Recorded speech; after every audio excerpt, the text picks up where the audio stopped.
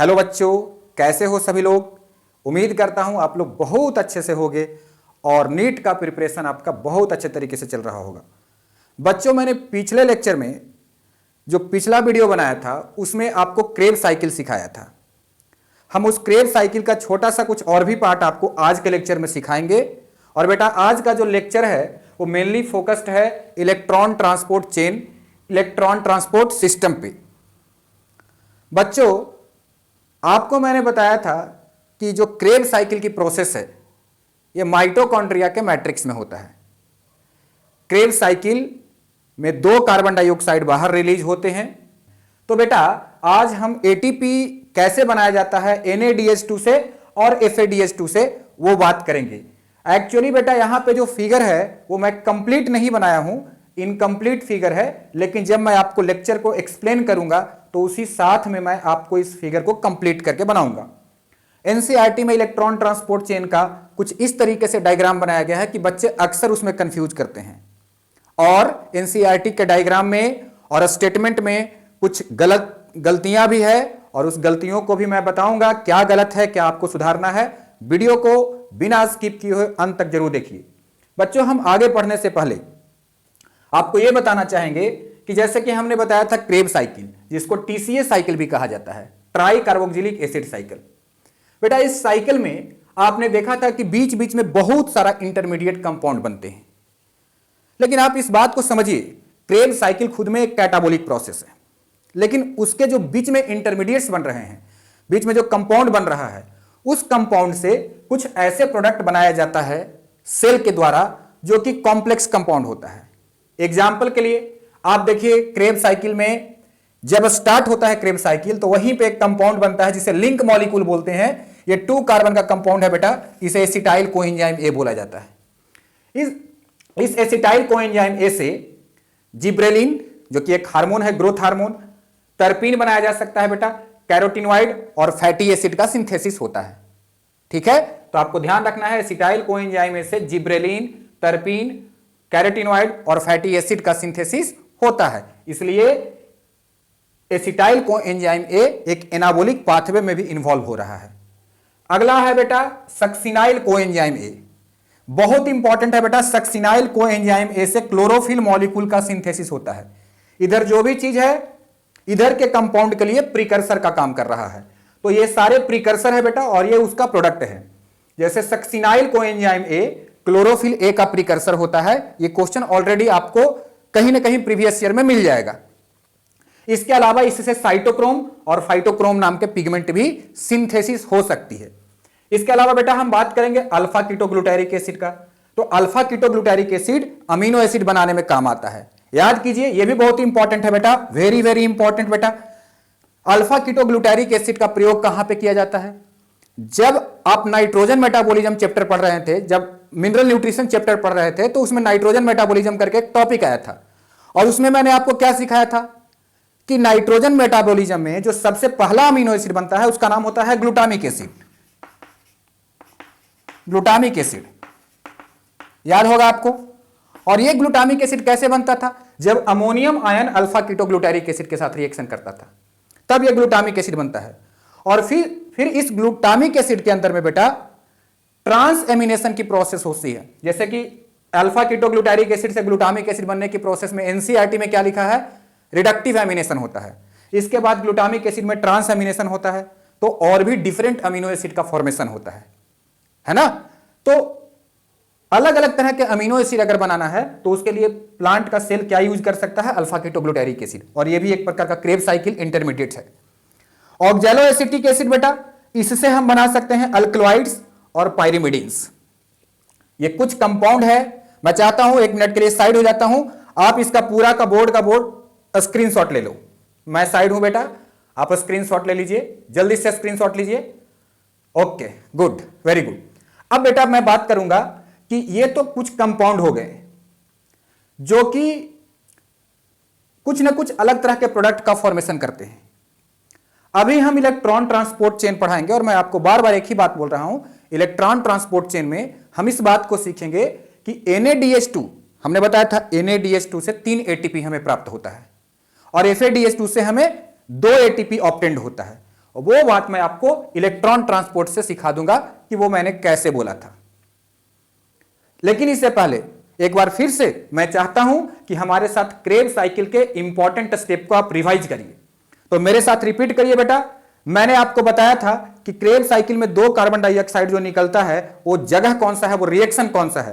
तो मैंने पहली बार आपको बताया था बेटा कि क्रेब्स साइकिल से जब ऑक्जेलोसक्सिनिक एसिड क्रेब्स साइकिल में जब ऑक्जेलोसक्सिनिक एसिड से अल्फा कीटोग्लूटारिक एसिड बनता है तो ऑक्जेलोसक्सिनिक एसिड 6 कार्बन और अल्फा कीटोग्लूटारिक एसिड 5 कार्बन, यहां पे एक CO2 निकला है। फिर अल्फा कीटोग्लूटारिक एसिड से सक्सिनाइल कोएंजाइम ए बनता है तो वहां पे भी 1 कार्बन डाइऑक्साइड निकलता, लेकिन वहां पे CO2 के साथ साथ बेटा NaDH2 भी निकला है। और NaDH2 निकला है मतलब हाइड्रोजन निकला है, तो हाइड्रोजन निकलना ऑक्सीडेशन और कार्बन डाइऑक्साइड निकलना डिकार्बोक्सिलेशन। तो वो वाला जो स्टेप है अल्फा कीटोग्लूटारिक एसिड से सक्सिनाइल कोएंजाइम ए, वो जो स्टेप है उसको ऑक्सीडेटिव डिकार्बोक्सिलेशन बोलते हैं। प्रीवियस वीडियो में मैंने ये बताया था। प्रीवियस वीडियो अगर देखा है तो अच्छी बात है, नहीं देखा है तो मैं बेटा डिस्क्रिप्शन में उसका लिंक दे दूंगा, आप उससे क्लिक करके देख लेना। ठीक है, चलो अब आगे हम चलेंगे। तो ये तो 2 कार्बन डाइऑक्साइड निकला। NaDH2 कहां कहां निकलता है? तो पहली बार NaDH2 या FADH2, ये हाइड्रोजन का जो लॉस हो रहा है ये ऑक्सीडेशन का पॉइंट है। तो मैंने बताया था आइसोसाइट्रेट से बेटा ऑक्जेलोसक्सिनेट बनता है तो पहली बार NaDH2 का फॉर्मेशन होता है। ये एक पॉइंट याद रखना है। दूसरा पॉइंट मैंने बताया था कि जब अल्फा कीटोग्लूटारेट से, अभी मैंने बताया कि जब सक्सिनाइल कोएंजाइम ए बनेगा तो वहां पे भी NaDH2 बनेगा। ठीक है, वहां पे CO2 भी बनेगा पर NaDH2 भी बनेगा। फिर बेटा सक्सिनिक एसिड से फ्यूमरिक एसिड, वहां पे FADH2 का फॉर्मेशन होता है। और उसके बाद फिर बेटा मैलिक एसिड से ऑक्जेलो एसिटिक एसिड बनता है तो भी वहां पे NaDH2 बनता है। तो इसमें 4 पॉइंट मैंने बताया जिसमें एक जगह पे मैं बोल रहा हूं FADH2 का फॉर्मेशन होगा, सक्सिनिक एसिड से फ्यूमरिक एसिड, और वहां पे एक सबसे इंपॉर्टेंट एंजाइम जिसका नाम क्या होता है बेटा, सक्सिनेट डिहाइड्रोजिनेज। ये इनर मेम्ब्रेन ऑफ माइटोकॉन्ड्रिया में होता है। यही सेकंड कॉम्प्लेक्स जो है ना इलेक्ट्रॉन ट्रांसपोर्ट में। यहां पे मैं अभी फिर से आपसे पूछने वाला हूं कि क्रेब्स साइकिल में कौन सा ऐसा एंजाइम मैंने बताया था जो इलेक्ट्रॉन ट्रांसपोर्ट चेन में यहां पे काम कर रहा है इनर मेम्ब्रेन में, तो आप जरूर बताना इस बात को। सक्सिनेट डिहाइड्रोजिनेज एंजाइम कहां रहता है? इनर मेम्ब्रेन ऑफ माइटोकॉन्ड्रिया में, लेकिन क्रेब्स साइकिल में इन्वॉल्व हो रहा है। मतलब ये क्रेब्स साइकिल भी करवा रहा है और ETS में भी इन्वॉल्व है ये एंजाइम, पर इसका लोकेशन कहां है? सक्सिनेट डिहाइड्रोजिनेज का इनर मेम्ब्रेन ऑफ माइटोकॉन्ड्रिया, और जो रेस्ट ऑफ एंजाइम है वो मैट्रिक्स में होते हैं। ओके, ये बात आपको समझ में आई। तो ये सब पॉइंट्स याद रखना बेटा। और एक और इंपॉर्टेंट पॉइंट है, डायरेक्ट मैंने बताया था कि GTP या ATP, GTP एनिमल के सेल में और प्लांट के सेल में ATP, ये कहां पे बनता है? तो जब मैंने बताया था कि सक्सिनाइल कोएंजाइम ए से सक्सिनिक एसिड बनता है बेटा, तो वहां पे भी ATP या GTP बनता है। इतनी बात आप ध्यान रखिएगा। ओके, अब आइए मैं इलेक्ट्रॉन ट्रांसपोर्ट चेन पे बात करता हूं। ये थोड़ा कॉम्प्लिकेटेड है लेकिन मैं बहुत आसान तरीके से समझाने का कोशिश करूंगा। देखिए बेटा, एक बेसिक सा फंडामेंटल बात सिखाते हैं आपको। अब हम आपको इलेक्ट्रॉन ट्रांसपोर्ट के बारे में सिखाने जा रहे हैं। इलेक्ट्रॉन ट्रांसपोर्ट में क्या याद रखना है कि 4 कॉम्प्लेक्स होते हैं। टोटल कितना कॉम्प्लेक्स? अगर मैं बात करूं इलेक्ट्रॉन ट्रांसपोर्ट चेन का, तो इसमें टोटल नंबर ऑफ कॉम्प्लेक्स कितना है? 4 कॉम्प्लेक्स है। 4 कॉम्प्लेक्स है। अभी मैं आपने जो स्क्रीनशॉट लिया था बेटा, वो चारों कॉम्प्लेक्स का नाम मैंने लिखा था यहां पे। तो फर्स्ट कॉम्प्लेक्स, यहां पे मैंने सेकंड कॉम्प्लेक्स बनाया है, यहां पे थर्ड कॉम्प्लेक्स, जिसका पोटेंशियल एनर्जी जितना ज्यादा है उसको ऊपर बनाया गया है। मतलब सेकंड से भी ज्यादा पोटेंशियल एनर्जी थर्ड का है, इसलिए मैंने थर्ड का लोकेशन ऊपर दिया है। अच्छा बेटा, 4 कॉम्प्लेक्स होते हैं, कॉम्प्लेक्स 1, 2, 3 एंड 4। तो पहली बात आपसे यही सवाल को एग्जाम में पूछा जाएगा कि इलेक्ट्रॉन ट्रांसपोर्ट में कितने कॉम्प्लेक्स होते हैं? हम जवाब देंगे 4 कॉम्प्लेक्स होते हैं। ठीक है, 4 कॉम्प्लेक्स बताना है, 5 कॉम्प्लेक्स नहीं बोलना है बेटा। अब आप बताओगे कि जब NaDH2 से हमें 3 ATP मिलता है तो कितने कॉम्प्लेक्स काम करेंगे? तो बेटा जब NaDH2 ऑक्सीडाइज होगा, ये 2 इलेक्ट्रॉन को बाहर निकालेगा, और ये जो 2 इलेक्ट्रॉन है बेटा, इसके साथ साथ 2 प्रोटॉन भी बाहर निकलता है। अभी इलेक्ट्रॉन के बारे में समझिए, फिर प्रोटॉन के बारे में बताता हूं। यह इलेक्ट्रॉन कहां जाएगा? कॉम्प्लेक्स 1 में जाएगा। उसके बाद फिर ये कहां जाएगा बेटा? कॉम्प्लेक्स 1 से देखो इलेक्ट्रॉन कहां गया है? कॉम्प्लेक्स 3 में। तो फिर ये इलेक्ट्रॉन जाएगा कॉम्प्लेक्स 3 में। ओके, फिर उसके बाद इलेक्ट्रॉन कहां पे जाएगा बेटा? कॉम्प्लेक्स 4 में। यानी इलेक्ट्रॉन की मूवमेंट कॉम्प्लेक्स 1 से 3 में, 3 से 4 में। जब NADH2 बनेगा, NADH2 से ATP बनेगा, तो फर्स्ट, थर्ड और फोर्थ कॉम्प्लेक्स काम करता है। ध्यान रखना इस बात को। होता 4 कॉम्प्लेक्स है, लेकिन एक साथ 3 कॉम्प्लेक्स काम करेगा। तो फर्स्ट, थर्ड और फोर्थ कब काम करेगा? जब NADH2 से तुम्हें ATP बनवाना होगा।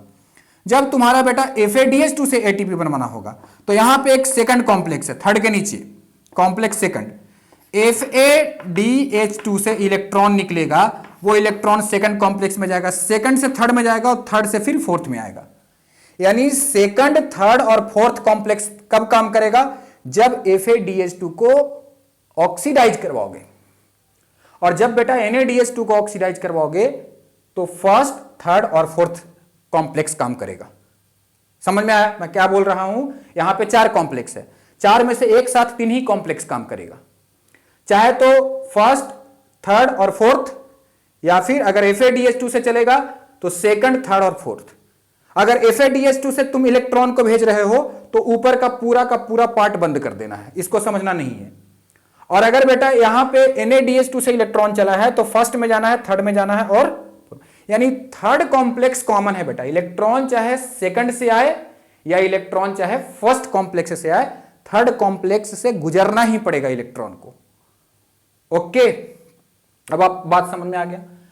अब बेटा बात क्या है, एक चीज समझिएगा। आप जानते हैं माइटोकॉन्ड्रिया होता है। मान लो ये माइटोकॉन्ड्रिया में बना लिया आउटर मेम्ब्रेन। माइटोकॉन्ड्रिया का इनर मेम्ब्रेन में इस तरीके से स्ट्रक्चर होता है, जिसे हम बोलते हैं इनफोल्डिंग होता है बेटा। इसे हम बोलते हैं क्रिस्टा या क्रिस्टी बोलते हैं।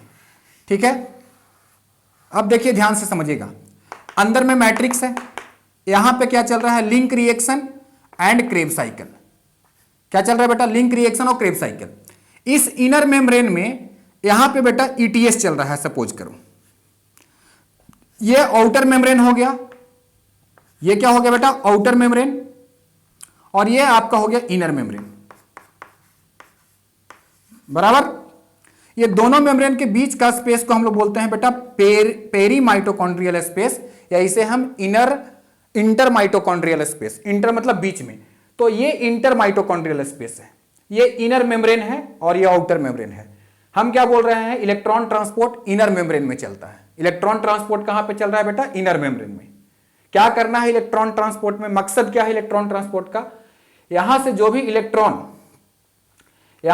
इलेक्ट्रॉन फ्लो होगा FADH2 और NADH2 को टूटने के बाद, उन सारे इलेक्ट्रॉन को इलेक्ट्रॉन ट्रांसपोर्ट में ले जाया जाएगा और उसके वजह से ATP का फॉर्मेशन होता है। ठीक है, अब आप समझिए कि ATP बनने का कारण क्या होता है। मैंने क्या आपको बेसिक बात बताया है।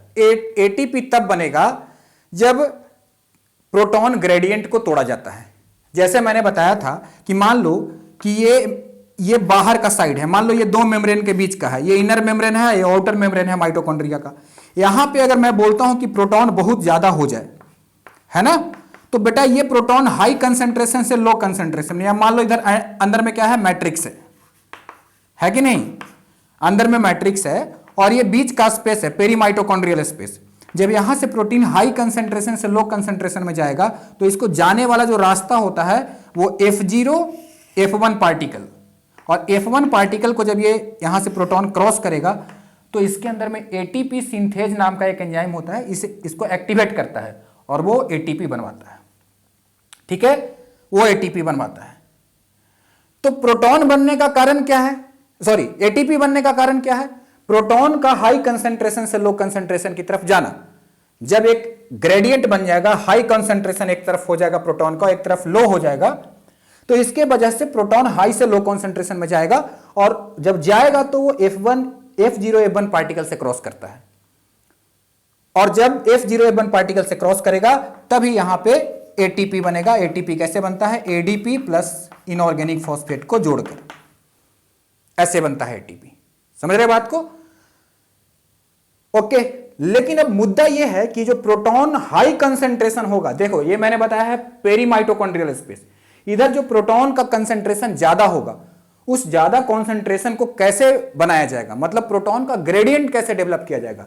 इस साइड में प्रोटॉन का कंसेंट्रेशन ज्यादा होना चाहिए, और इधर जो मैट्रिक्स है बेटा, माइटोकॉन्ड्रिया के अंदर वाला स्पेस हो गया, ये पूरा मोटा सा जो मेम्ब्रेन बनाया हूं बेटा, इसको मान लो कि ये इनर माइटोकॉन्ड्रियल मेम्ब्रेन है, और ये दोनों मेम्ब्रेन के बीच का स्पेस है, और ये तुम्हारा साइटोप्लाज्म रहेगा। तो इधर ग्लाइकोलिसिस चल रहा है, ये तुम्हारा इनर मेम्ब्रेन में ईटीएस चल रहा है, और अंदर वाला जो है वो मैट्रिक्स है बेटा।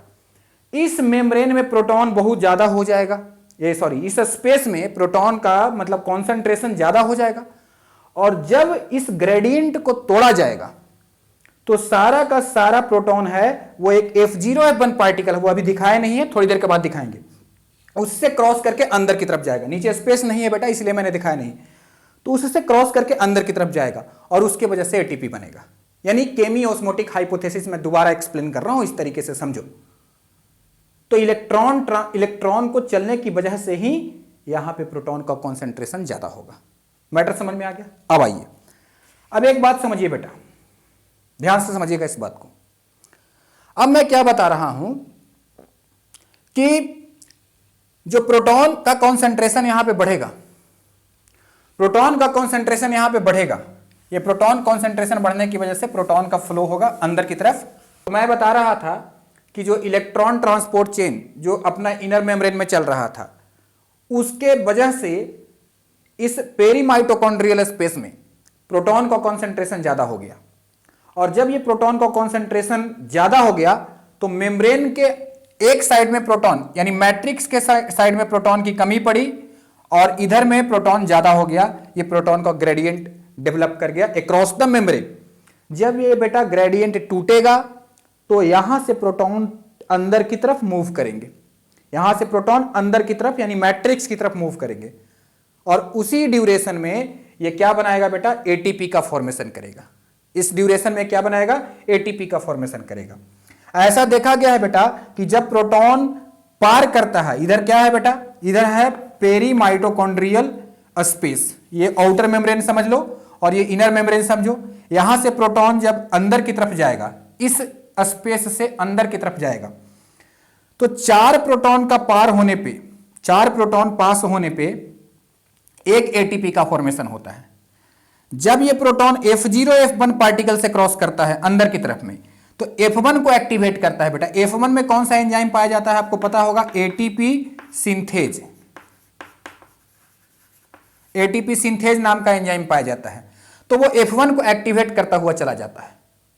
इसके वजह से यहां पे एटीपी का सिंथेसिस होता है, और 4 प्रोटॉन पंप होने से एक एटीपी बनेगा। लेकिन आपके एनसीईआरटी के फिगर में बेटा 2 प्रोटॉन दिखाया गया है कि 2 प्रोटॉन की पंपिंग होती है यहां पे, बट वो गलत है। लेकिन अगर कभी डायग्राम आए तो आपको 2 ही प्रोटॉन मेंशन करना है।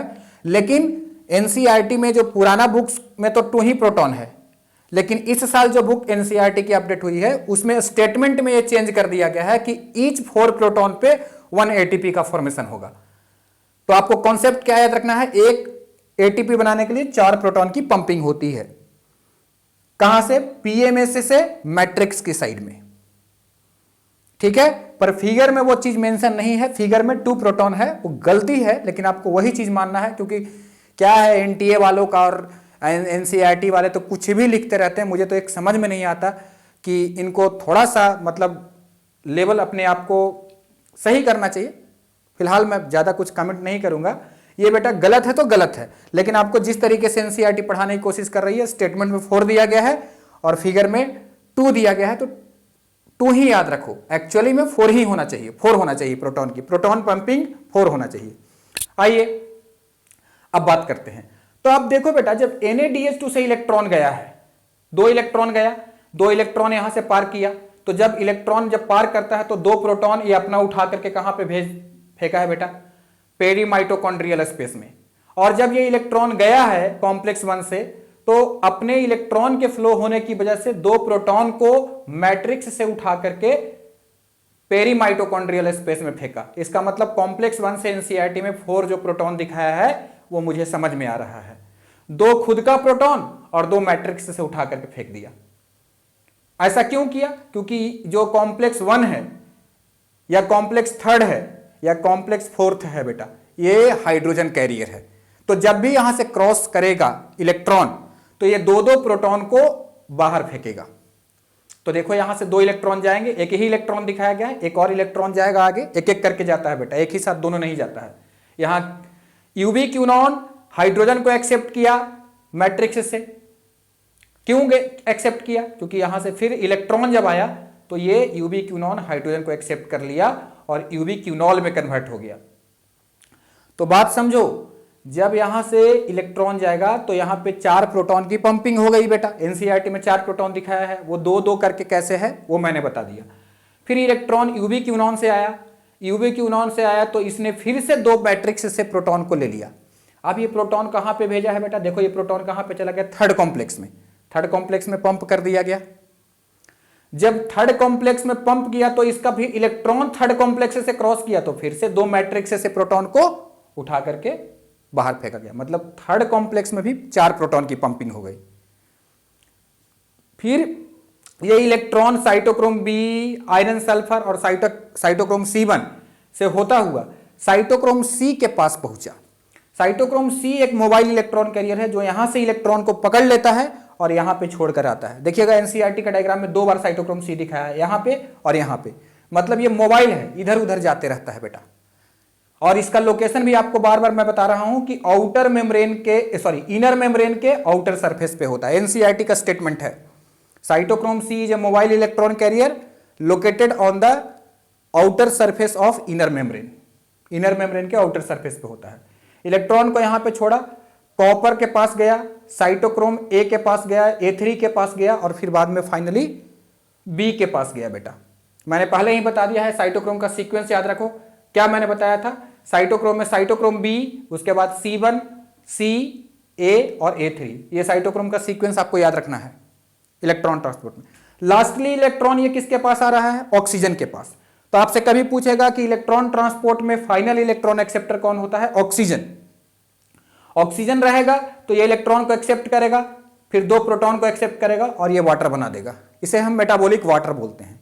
This is the final product of electron transport chain. तो आप समझ रहे हो कि ऑक्सीजन अगर है आपके माइटोकॉन्ड्रिया के मैट्रिक्स में तभी ये इलेक्ट्रॉन ट्रांसपोर्ट चेन चलेगा। ऑक्सीजन नहीं है तो ये इलेक्ट्रॉन ट्रांसपोर्ट नहीं चलेगा।